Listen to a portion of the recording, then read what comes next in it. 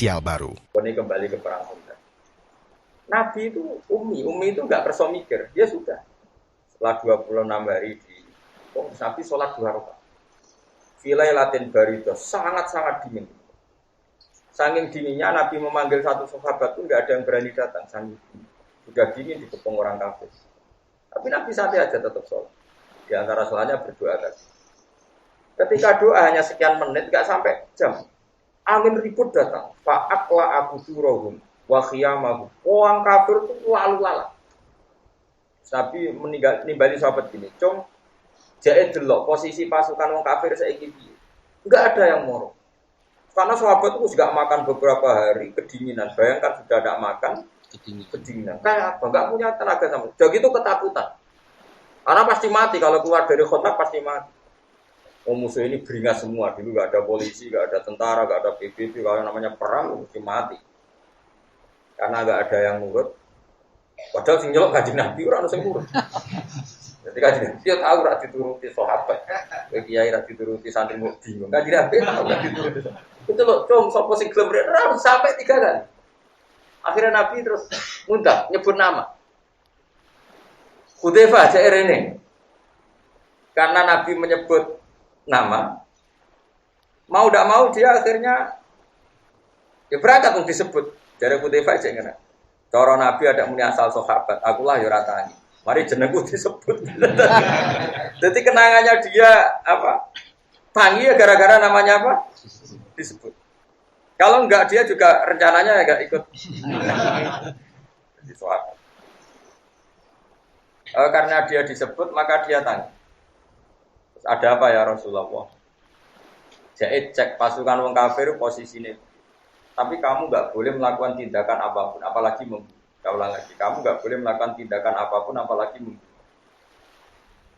Artinya itu menjadi fikih bahwa ketemu orang kafir harbi pun tidak selalu perintahnya itu membunuh. Itu jelas di hati-hati kita. Lain ngaji, kalau terlalu jadi ekstremis. Setelah di pasukan orang kafir itu, wah, lupa aja semua.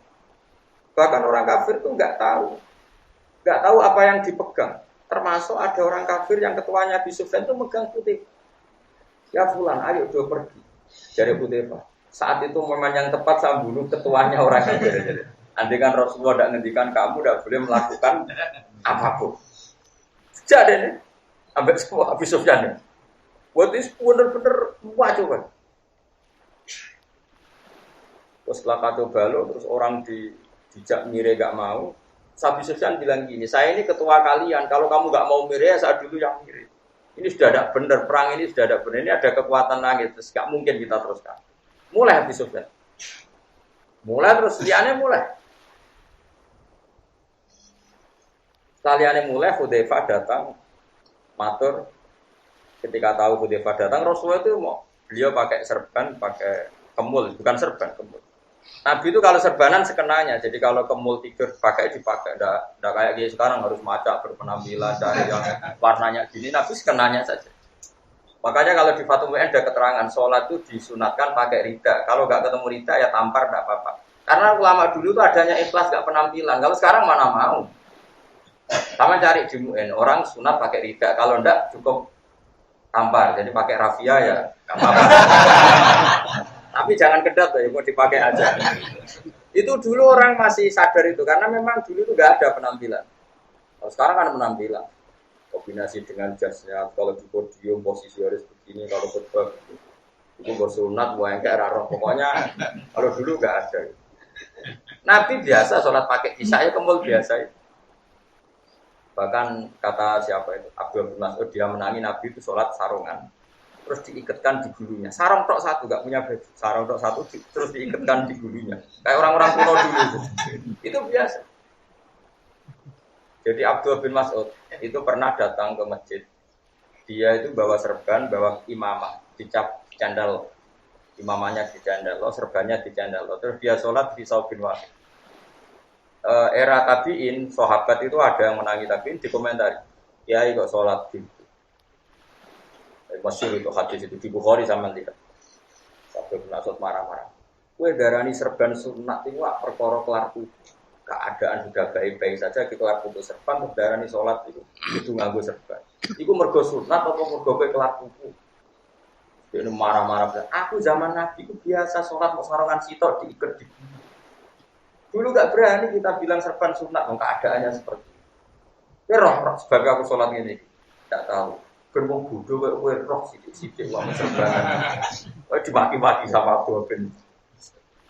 Makanya ini pelajaran bagi kita. Kadang-kadang kita menyunatkan satu ibadah ini nggak berdasar fakta, tapi berdasar selera.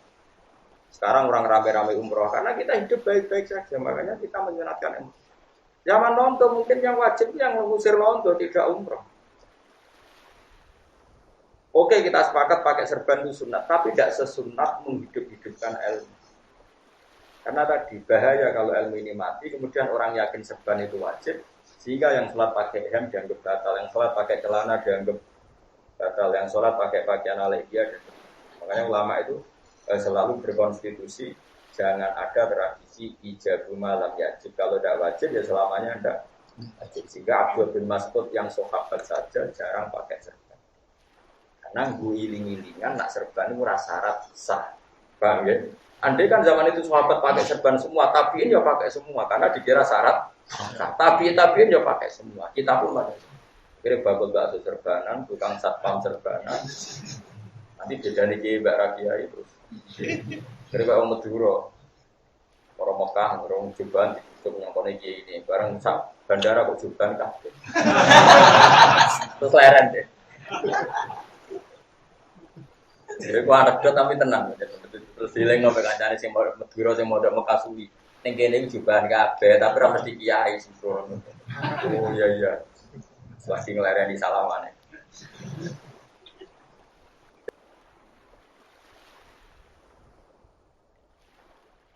Nah ini saya teruskan ya supaya sampai jadi wali. Oh gampang daftarnya gampang. Kroninan be aku lah. Tapi wali ora ono kroni. Fa arsalna alaihim riha wajin dalam itu Nabi sholat di depan para sahabat yang kedinginan. Setelah pasukan kafir dikalahkan oleh angin, dikalahkan oleh malaikat yang enggak kelihatan. Akhirnya sahabat itu sadar. Tetap itu kekasih Allah mbek orang. Ketika Salman Al-Farisi punya ide kontak, seakan-akan dia lebih cerdas ketimbang Rasulullah. Betapa brilian pikirannya Salman Al-Farisi. Seakan-akan Nabi Nyun Sawu gak iso mikir, Salman iso mikir. Pasukan wong kafir tertahan karena teori kontak, tapi hanya tertahan saja. Setelah dikepung ya kelaparan meh mati. Nabi para pangeran Nabi ku mau mikir, mergo para pangeran. Buar sahabat roh tenan Nabi sholat langsung angin teko. Jadi sahabat habis ini. Apa kita mikir? Rugi. Terus sahabat tuh, hampir di Jokodak barang kita di pasaran Nabi. Makanya pertanyaannya sekarang, saya ini pasukan wong kafir itu mulai mergo kontrak atau mergo angin? Mergo angin. Mulane kejegeman gede wali sama nek iso mikir, tapi para pengen. Kowe lho mikir ekonomi tenanan, ambek uripku bahagia di bahagia, mergo aku ora iso mikir. Carane bahagia ya ora ro. Lho kula nate lho tak klenti pakar metodologi sosiologi ta. Gus, teorinya apa? Jenengan bisa mengumpulkan orang banyak ngaji. Aku ora iso mikir. Nah, kowe sing ahli sosiologi kan iso mikir cara pidato menarik, metodologi menarik. Ini ngumpul 10 kan. Padahal ini pakar sosiologi. Aku ora iso mikir ngumpul wong kotok, wong kritik sampai wong. Jadi memang syaratnya wali ora iso mikir. Kedelem, ora iso mikir. Tak jamin dadi bodoh tenan. Yo beda cara wis sel-sel otaknya itu dibikin beda, reaksi tubuhnya juga dibikin beda. Nabi makanya Nabi disebut ummi itu ke ibu-ibuan gak iso mikir. Tapi ora krono bodoh, saking pareke pangeran. Ya Nabi santai. Sahabat tahu bareng Nabi sholat rakaat langsung angin itu mereaksi. Semua alam mereaksi. Ini kekasih Allah dalam kegundahan mergo butuh bantuan. Angin ngerespon jajal kue. Karep muda. Nabi yang gaduh, Nabi yang galau itu angin semuanya merespon. Makanya ini kan cerita. Itu menunjukkan kalau alam itu bisa mikir. Jadi balik. Angin langsung tanda kalah enggak. Sampai sahabat akhirnya sadar. Iya, Man Salman. Jadi saya tak lem cerdas, memang saya kontak segala. Tetap enak rasa cerdas tapi para pengira. Selesai. Makanya Pak Arsalna alihim rihau wajiru dalam taruh. Kalah. Lihat dari sosial Abu Sufyan iman gara-gara gak tahu ala Muhammad itu kan. Angger wis cara akal menang dia menang. Ku mesti ono sesuatu dene dhisik ora bahasa ikra iso dene ngomong dhisik. Mesti ono kok muni gae ora iso ora dukun. Ya pokoke Muhammad itu tetap ditulung oleh pengiran. Itu bedanya Nabi. Jadi beda cara berpikir Nabi ya, sahabat ya beda, wali beda, wali ya beda. Wali itu unik. Apa ya? Pokoknya unik. Nah, gue daftar tak daftar, tapi aku raya yakin biasa sih. Pokoknya tak daftar. Kalau KPU ini. Nah ini kan kisah nyata, makanya di Quran itu tidak ada kontak. Yang ada perang Ahzab, Ahzab itu jamu Hizbin. Normalnya orang Yahudi Nasrani itu kan musuhan, tapi mereka koalisi melawan Muhammad. Nasoro, Najron, Yahudi, Quraisy, kafir Quraisy Mekah itu kan 3 kekuatan besar semuanya sepakat melawan Rasulullah. Makanya disebut Ahzab, pasukan koalisi. Normalnya itu Nabi kalah. Salman Al-Farisi bikin kontak dan lucunya, anehnya Rasulullah setuju saja karena itu baik secara akal. Karena Nabi itu bukan anti akal ya setuju.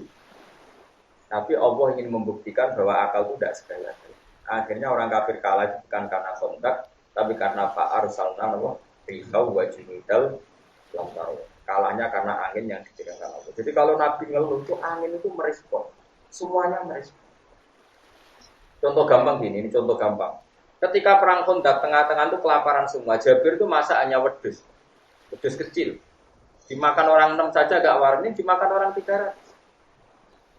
Itu Nabi itu hanya datang ke pawone Jabir itu ke dapurnya. Kamu jangan buka di rumah kamu. Kira-kira ya tunggu lah. Bareng dibuka Nabi, dibilangin, kamu harus cukup orang 300. Itu alam merespon jadi cukup. Nabi ngendikan apa saja itu direspon oleh.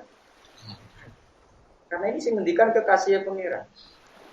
Makanya masyhur riwayat-riwayat di Tareh ada sumur yang kering. Ketika Nabi mau ke Tabuk, sumurnya kering. Sama Nabi didoni langsung, airnya itu muncrat-muncrat lumber. Itu menunjukkan bahwa alam itu merespon sama kekasihnya Allah. Nah, kalian ini orang yang nggak kenal alam sama sekali, tapi ingin menguasai. Jadi pasti dendamnya luar biasa. Alam ini pasti dendam luar. Umpama orang istighfar harus tuntas. Jadi jangan kira, makanya saya mengingatkan jenengan, kita kepengen mukmin saja. Latih iman itu dilatih bil ilmi dengan ilmu. Caranya apa? Lihatlah Nabi Adam. Dia itu tahu betul kalau dari tanah dan asal manusia itu dari materi tanah. Sehingga kamu tidak bisa menstatuskan tanah benda mati. Wong materi kamu yang punya akal pun dari situ aja kelihatan betapa sama sekali kita ini sama dengan tanah. Karena kalau kita materinya tanah, ya kita bedanya apa dengan terus begitu terlatih. Makanya saya itu utang jasa ya sama namanya Syekh Abdul Hamid Khan. Dia ulama besar dari India yang punya karangan kitab Tauhid. Itu tak ingat-ingat tuh saya sampai sekarang akan ketemu Allah suatu saat itu lewat di antaranya kitab. Begini kalau beliau muji iman. Di rumah tenan. Wes yang paling enggak wis wali-wali kelas RT lah penting daftar. Paling enggak sudah anak wedok ya wali ngono pokoke wali. Wali nikah cek wali apa wali kota apa saja lah pokoknya yang penting wali. Abdul Hamid Khan itu telah bilang gini. Manusia itu kecerdasannya itu akan termahjubkan, akan terbodohkan oleh adat istiadat yang dia lihat terus apa. Sehingga orang misalnya bilang kalau ayam dari telur itu mungkin. Karena selalu ayam itu lahirnya dari telur. Ya terus akan bilang begitu terus. Kalau ada biji asem gitu, biji terus orang bilang ini biji nanti jadi pohon besar gitu. Karena selalu ada biji asem yang tumbuh jadi besar, orang bilang oh iya.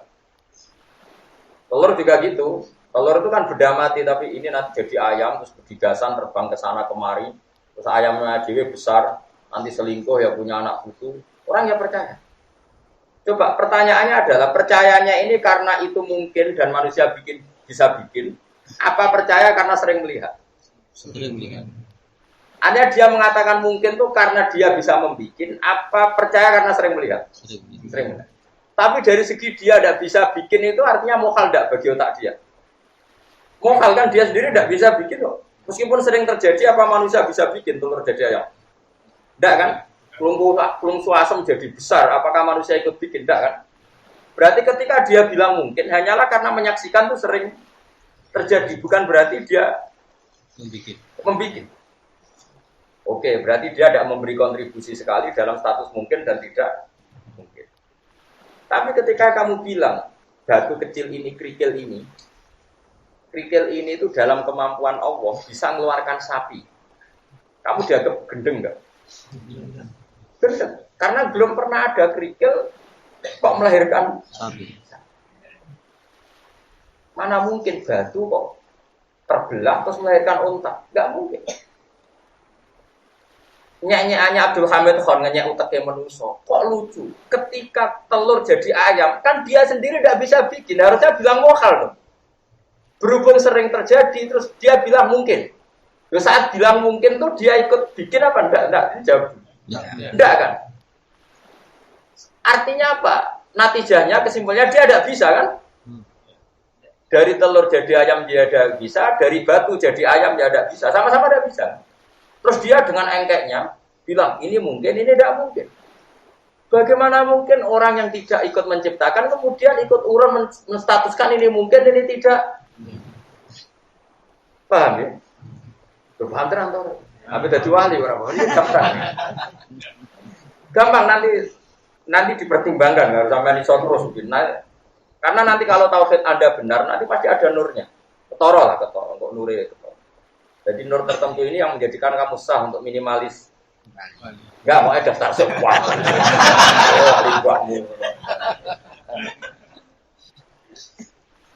Iya kalau sudah tauhidnya benar pasti ada nur. Nanti gampang lah sudah ada nur. Jas abena idihim wa imanim gampang. Daftarkannya lebih gampang kalau sudah ada nur. Rumah amale. Sekarang telur jadi ayam dengan batu mengeluarkan ayam. Manusia ini sama-sama mungkin enggak menciptakan maksudnya? Tidak. Tapi kenapa dia bilang ini mungkin? Ini tidak mungkin.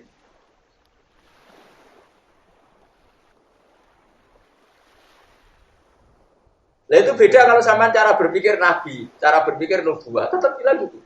Bok sering ada telur dari ayam, bok sering ada ayam dari telur dibolak-balik. Tetap bilang hada birodatillah, hada itu Nabi. Bok berjuta-juta peristiwa, bermiliar-miliar peristiwa. Setiap ada peristiwa telur melahirkan ayam atau ayam mengeluarkan telur, tetap hada birodatillah, hada ini karena Allah. Sehingga ketika seorang Nabi diberitahu Allah, soleh, kowe iku nabiku. Kandhane ya kaum nak gunung iki iso lairno unta. Nabi soleh yang meninggal. Cara kowe sing dites dadi nabi, tenane Gusti. Mulane kowe ora dipilih dadi nabi, perkara reaksi kamu pasti buruk. Tenane Gusti. Menawa malah takok jenengan saged. Lho, sambil bledek ya sadar calon nabi sing gobloke kok. Makanya mukjizat itu kata para ulama, di antara sirinya mukjizat adalah orang diingatkan ulang bahwa Allah itu punya kekuatan ala kulli syai'in qadir ketika manusia sudah lama lupa. Yaitu akhirnya Nabi Soleh itu mukjizatnya apa? Onta keluar dari batu. Jadi manusia orang mungkin mau watu kan ngetokno onta. Lah saiki apa ndok ngetokno pitik udekne melok gawe. Ora melok gawe kok melok biji. Aneh gak? Nah, kok nek iman wis bener nanti ada indikasi nur kamu naik. Nanti gampang lah tak daftarkan. Tapi ini bener. Itu disebut yauma tarul mu'minina wal mu'minat yas'a nuruhum baina aydihim. Nur itu nurul iman, wa nurut tasbih. Makanya kata Imam Syafi'i setiap ulama itu wali, tapi nak wali tidak mesti. Karena enggak mungkin orang tahu ilmu sedetail itu kok enggak wali. Itu walinya ulama dengan wali yang profesional wali itu tetap saja kalau setiap ulama itu. Gak perlu cuci masuk nopo jadi pitik ra usah lagi malah kebaya. Iso balekno kok repot. Tidak saya ulang lagi, ini penting saya utarakan supaya orang. Makanya saya tuh berkali-kali menurut saya menjadi betul. Lah wong mau roh tok kok biji. Roh itu artinya tidak menentukan kan. Waktu galeng ngeten gitu. Misalnya ini saya pegang misalnya loh. Ini saya pegang pulpen. Pulpen ini benar-benar dalam kendali saya. Ya kan ini pulpen kan dalam kendali saya 100%. Terus saya tanya gini ke Mustafa. Wes aja juga tenang deh. Juga tenang kusulah tatap. Mus. Pulpen ini mungkin hancur apa enggak? Dia jawab kan. Mesti nak jeknya itu wong sing rasional. Ya terserah jenenge kan mungkin. Tapi gak Mustafa enggak jawab.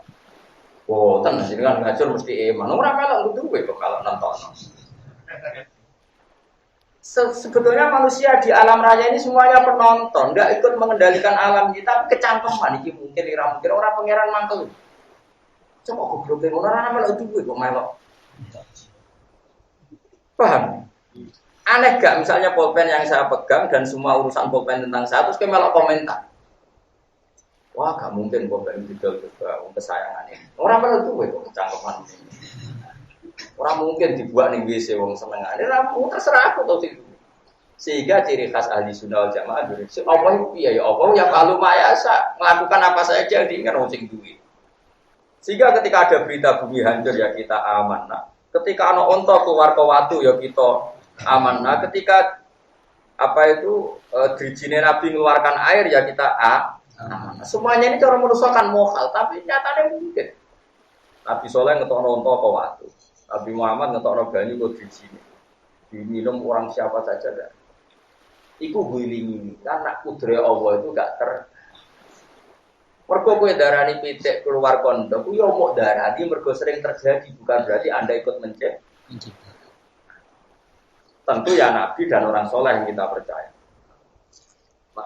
Terus kata Abdul Hamid Khan begini, andai kan kita kelungsu asem dan belum pernah terjadi bahwa kelungsu itu jadi asem, terus ngomong nawong, kelungsu ini supaya jadi wit gede. Nah wis gede dirangkul wong papate ora sedeng. Wong-wong darani mukhal ta ora. Andai kan belum pernah terjadi sama sekali.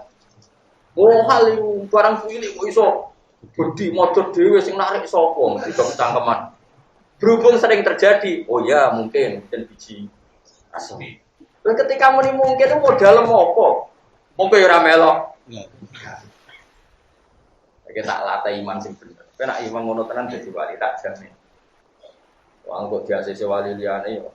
Ya kok gampang iso di sidang ngono apa? Ono sing terkira setuju. Gak iso Gus, iku tekean bener lagi rong dino kok diwalekno. Harus teruji. Nah, karena Rasulullah itu dekat dengan kudratullah yang seperti ini, ngadepi wong kafir ribuan ya Nabi tenang ae. Cara Nabi wis sret. Cara Nabi gamane, Nabi kan gak tau cangkem elek koyo kowe. Cara kowe yo mesti cangkem elek musuh sak putu ireng. Tapi Nabi kan gak tahu ngendikan elek. Jadi ketika pasukan wong kafir besar kayak apa Nabi ya tenang ae. Sahabat yo aslinya yo kaget. Ini gimana musuh sebesar itu Nabi tenang ae. Karena Nabi dengan kudratnya Allah itu dekat sekali sehingga cara Nabi yo cemen gampang. Wong aku para pengen. Tapi sahabat kan grogi bikinlah kontak. Nabi ora usah mikir kontak, mergo Nabi paham kudrohe apa ngono lho Mas, paham to. Jadi Nabi ora usah cerdas gawe kontak karena ini pikiran manusia. Nabi cukup nganggo kedekatan dengan Allah sing dengan kudro yang mutlak itu cemen kabeh musuh.